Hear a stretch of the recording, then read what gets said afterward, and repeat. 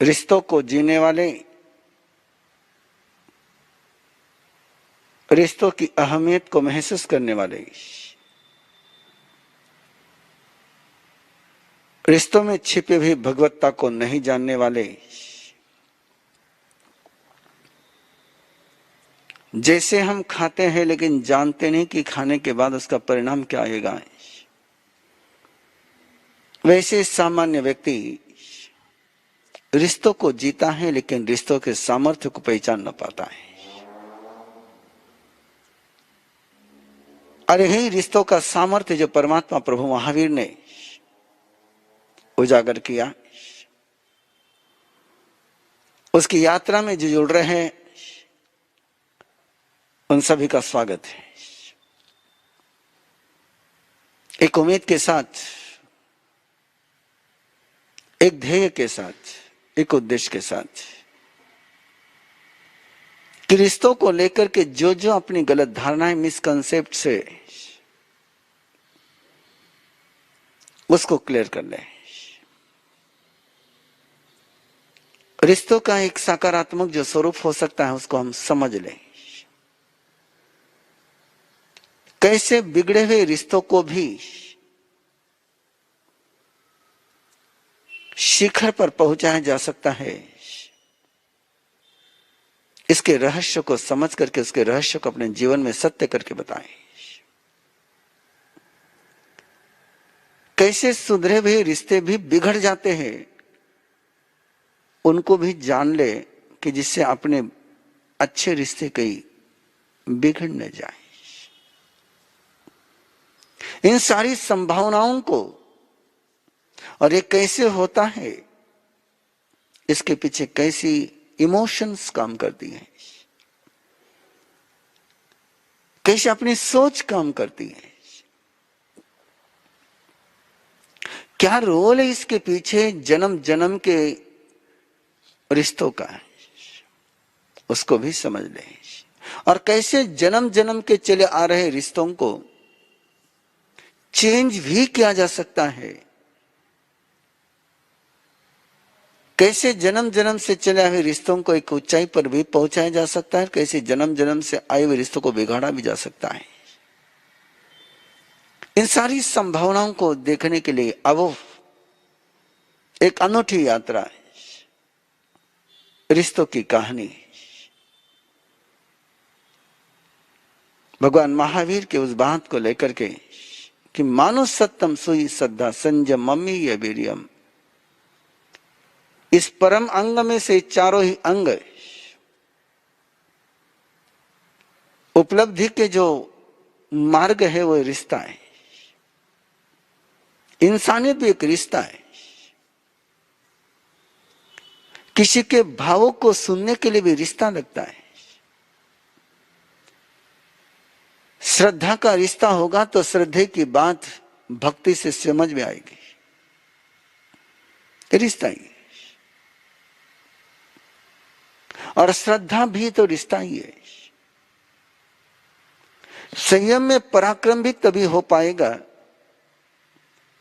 जब गुरु और भगवान के साथ एक ब्लाइंड फेथ होगी, उनके शब्दों पर जान कुर्बान करने की तैयारी होगी। इसलिए ये चारों परम अंग यदि जीवन में उपलब्ध करने हैं, प्रवचन इस विषय में बहुत बार मैंने भी दिया, आपने बहुत बार सुना है, लेकिन इस सत्य को भी हम स्वीकार करके इन प्रवचनों को सुनकर के हमारे में इंसानियत जागृत न हो पाई। इन प्रवचनों को सुनकर के हमारे भावों को सुनने का सामर्थ्य नहीं आ पाया, श्रद्धा का जन्म न हो पाया।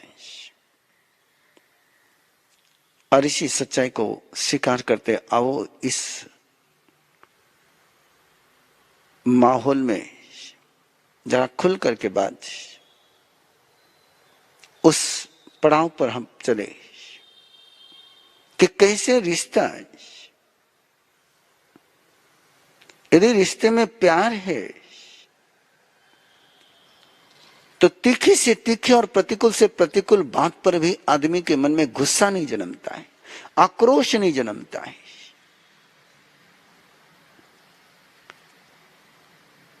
चेल्ला ने राजा श्रेणिक से जो बात कही वो कितनी भयभीत करने वाली बात थी, कितनी जानलेवा बात थी।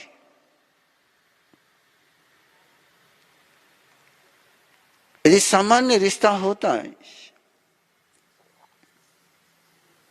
कि जिसमें नेगेटिव होने की संभावना होती है,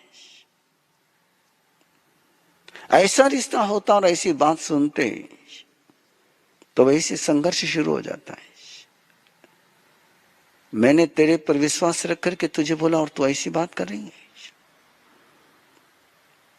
लेकिन श्रेणिक और चेल्ला का जो रिश्ता था, उस रिश्ते में अन्यथा होने की सारी संभावनाएं समाप्त हो गई थी।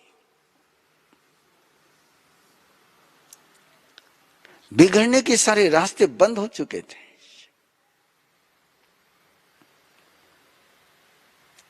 ऐसा रिश्ता जहां जिया जाता है, ऐसे रिश्तेदारों में जब जीने का मौका मिलता है, तभी जीवन में कोई राम और सीता बन पाते हैं। याद करिए उस प्रसंग को भी कि राम ने सीता को जंगल में भेज दिया, बिना विश्वास में लेकर के भेज दिया, बिना कोई इंफॉर्मेशन दिए परित्याग कर दिया। न केवल जंगल में भेजा, उसके साथ परित्याग कर दिया। पीहर नहीं भेजा, जंगल भेज दिया। ऑप्शन था पीहर भेजने का भी, लेकिन राम ने पीहर का ऑप्शन नहीं चुना, जंगल का ऑप्शन चुना है। सीता को तब पता चलता है जब जंगल में सुमंत कहता है कि मां, राम ने तुम्हें छोड़ दिया जंगल में। एक पल के लिए सीता के मन में, एक पल के लिए एक स्तब्धता आती है, और उस स्तब्धता देख करके सुमंत जब कहता है कि मां, राम जी ने बहुत गलत किया है, और उस समय सीता एक वाक्य बोलती है, तुम राम जी को गलत कहने वाले कौन? राम जी ने जो किया वो सही ही किया है। और जब सुमंत पूछता है कि मां, राम जी के लिए कोई संदेश, तो कोई शिकायत नहीं भेजती है।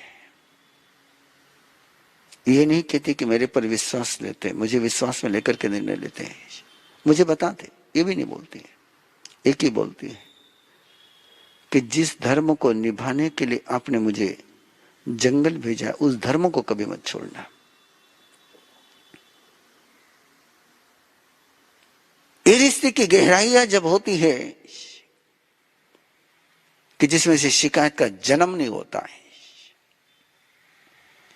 इस ऊंचाई तक, इस गहराई तक आपको पहुंचना है। लक्ष्य लेकर के यात्रा शुरू करिए।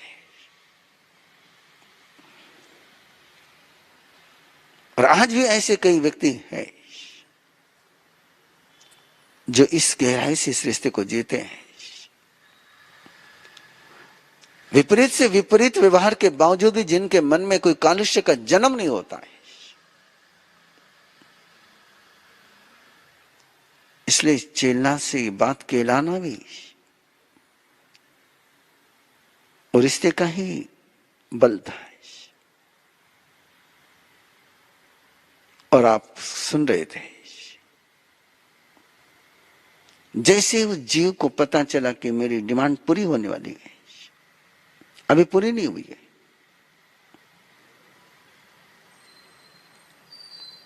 केवल मां को निश्चिंत किया गया और अंदर का जीव निश्चिंत हो गया।